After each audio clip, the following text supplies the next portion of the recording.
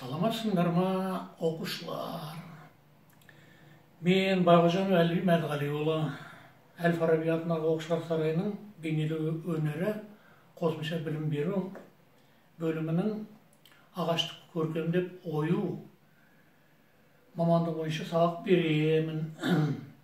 Енді мына коронавирус деген індеттің кесірінен үйде отырып сабақ беруге тура келеді. Енді бұны ешкім ойламаған кезде болған бұл індет қой енді. Ешкім дайындығы жоқ. Енді менің сабақ беретін пәнім ағаш көркемдеп ою болғандықтан енді ол жаңағы құрал саймандар жоқ бәрі. Жаңа оқушылар сарайында қалды. Сол сияқты сендерді мен біліп отырмын. Біреуіңде бар, біреуіңде жоқ сияқты.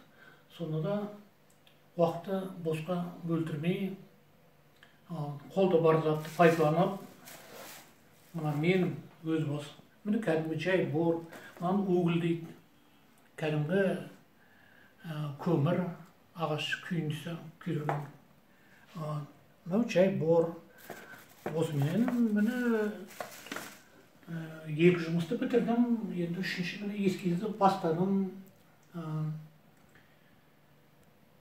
Әрине ол жаңағы жұмыс істеу үшін жаңағы кескіндеме болмаса жаңағы скульптура мүсіндеу қолда құралдар болмағаннан кейін мен жай ғана жаңағы тіптік жай ғана ручканың өзімен де жаңа қаламмен де талай нәрсе бітіруге болады. Енді бұның бәрі айналып келгенде неге тіреледі? Айналып келгенде бұның бәрі адамның қолына не келеді, не істей алады? Сурет сала біле ме? Жаңағы бұндай жұмыстар істеу үшін композицияны білу керек, пропорция дұрыс орналастыра білу, оны да білу керек. Жаңағы көлеңке дейді, жарық дейді, рефлекс дейді, оларды білу керек. Енді сурет салу бұл деген жаңағы мына бейнелеу өнерінің бұл да бір атасы. Өйткені сурет сала білмесең, эскиз дейді, нобайлау, эскиз жасай алмайсың. Соның бәрі айналып келгенде жаңағы жай ғана карандаштан басталады. Оны визуальный дейді, еске түсіріп отырып салу бар. Және де өзінің ой өрісін көрсету үшін жаңағы композиция құру керек. Шығармашылық іздену ғой, бұл айтқанда бұның бәрі. Мысалы, жаңағы плановый істейді. Плановый болмаса тағы да жұмыс жүрмейді, бітпейді. Мысалы, мына жерден қарап отырсаңыздар, мынау алдыңғы план, мынау ортаңғы план, мынау артқы план.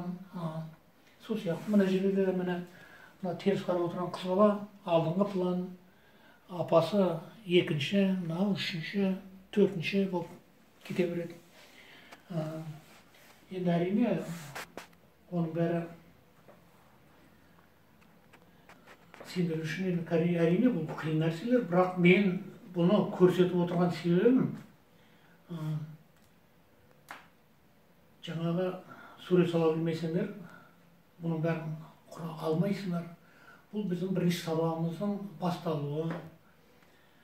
Мен сіздерге бүгін қалай шеңбер салу керек, жай ғана жаңағы шар дейді ғой, шар салуды үйретіп бастаймын. Енді сіздерде де жаңағы қойып қоятын заттарыңыз жоқ, ол белгілі. Енді кітаптан таба алсаңдар тіпті жақсы. Кітаптан таба алмасаңдар өздерің отырып алып, шимайлап жаңағы менің көрсеткен шарымды қайталап, мен өзіме қайтадан салып жіберіңдер көрсетіп. мен сіздерді жаңағы қазір түсіндіремін. Жаңағы тень, полутень, свет, рефлекс дейді орысша айтқанда. Қазақша жаңағы жартылай көлеңке. Енді рефлекстің енді переводы аудармасы жоқ шығар, оны өзім білмеймін. Былай айтқанда өнерді сүйетін адам ол жай отырмайды, шимайлайды, ізденеді. Мен сендерге де соны тілеймін.